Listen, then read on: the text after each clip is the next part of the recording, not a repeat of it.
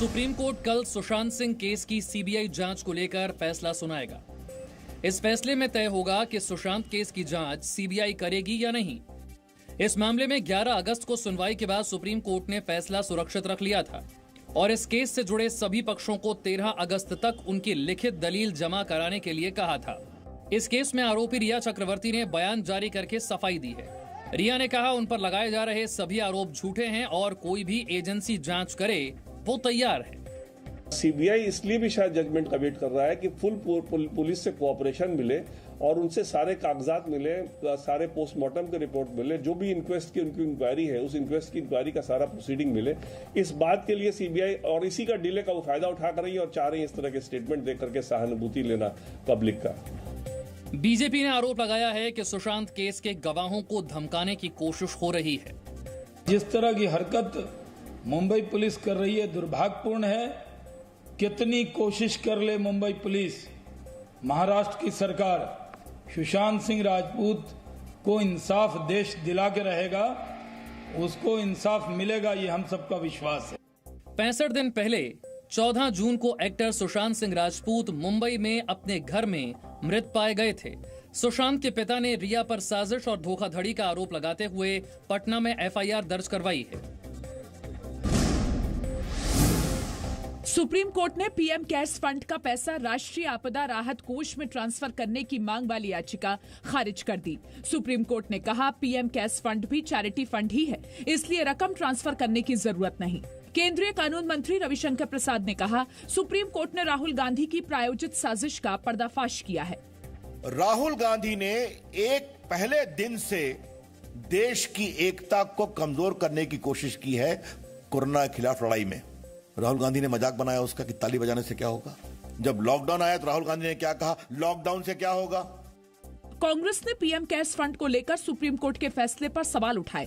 कांग्रेस के मीडिया प्रभारी रणदीप सुरजेवाला ने कहा फैसला जनता के प्रति सरकार की पारदर्शिता और जवाबदेही को झटका है। वोटरों के प्रति शासकों की जवाबदेही और जिम्मेदारी के लिए दुखद दिन है और पीएम केयर्स फंड पर जवाब मांगने का मौका अदालत ने गंवाया है।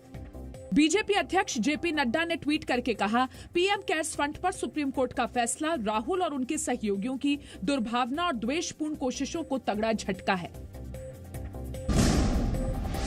फेसबुक हेट स्पीच विवाद में केंद्रीय कानून मंत्री रविशंकर प्रसाद ने कांग्रेस को जवाब दिया। रविशंकर प्रसाद ने नागरिकता कानून पर सोनिया गांधी और पीएम को लेकर राहुल गांधी के बयानों को पढ़कर पूछा कि ये हेट स्पीच है या नहीं। हेट स्पीच की बात है तो आज मैं पार्टी के प्लेटफॉर्म पर बैठा हूं तो 2 उदाहरण देना चाहूंगा। सोनिया गांधी ने कहा था अब आर पार की लड़ाई होगी। ये हेट स्पीच है या नहीं। रविशंकर प्रसाद ने कहा जनता के मंच पर सभी को बात रखने का हक है, लेकिन कुछ लोग सत्ता से बाहर होते हुए भी मंच पर एकाधिकार चाहते हैं। हेट स्पीच मामले में ही कांग्रेस महासचिव केसी वेणुगोपाल ने फेसबुक के चेयरमैन मार्क जकरबर्ग को चिट्ठी लिखकर जांच कराने की मांग की है। इस चिट्ठी को राहुल गांधी ने सोशल मीडिया पर शेयर करते हुए लिखा है पक्षपात, झूठी खबरों और नफरत भरी बातों को हम कठिन संघर्ष से हासिल हुए लोकतंत्र के साथ खिलवाड़ नहीं करने देंगे।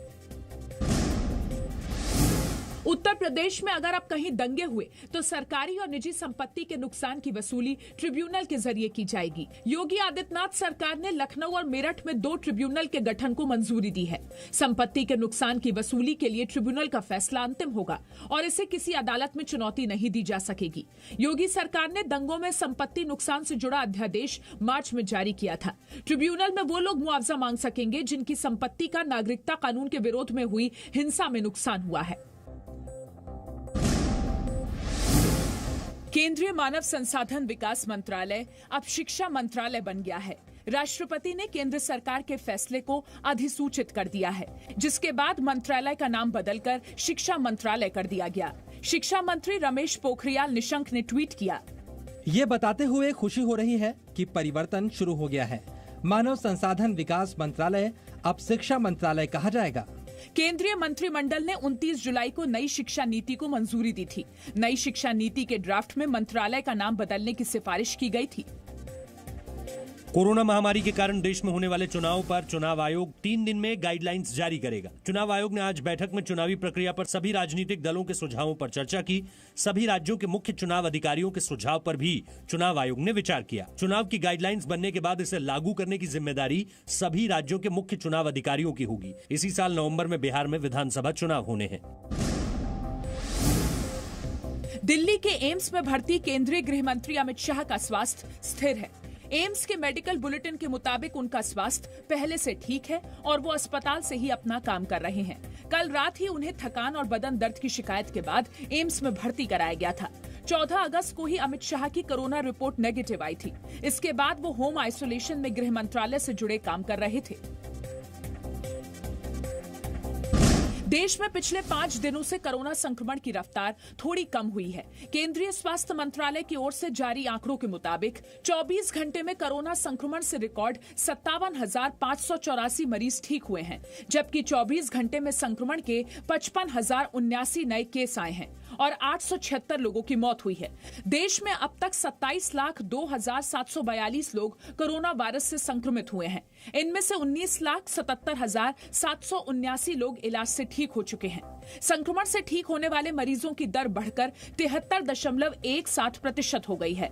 कोरोना संक्रमण से अब तक कुल 51,797 लोगों की मौत हुई है। स्वास्थ्य मंत्रालय के मुताबिक देश में हर रोज करीब 9 लाख कोरोना टेस्ट हो रहे हैं। इतनी भारी संख्या में टेस्ट करने के बावजूद जो हमारा एवरेज दैनिक पॉजिटिविटी रेट है वो लगातार घट रहा है। देश में जिन 3 कोरोना वैक्सीन पर ट्रायल जारी है, उनमें से एक वैक्सीन के तीसरे चरण का ट्रायल 1-2 दिन में शुरू हो जाएगा। अगले रिजल्ट आएंगे जैसे जैसे हमारा नॉलेज उन वैक्सीन के बारे में बढ़ेगा, और वैसे ही हमें सबको पता भी होना चाहिए क्या प्रोग्रेस हो रही है। लेकिन हम ये कह सकते हैं कि ये तीनों वैक्सीन अपने तरीके से उनकी डेवलपमेंट एक रीअश्योरिंग तरीके से हो रही है। Presenting V News app available on Google Play and App Store. Download it now.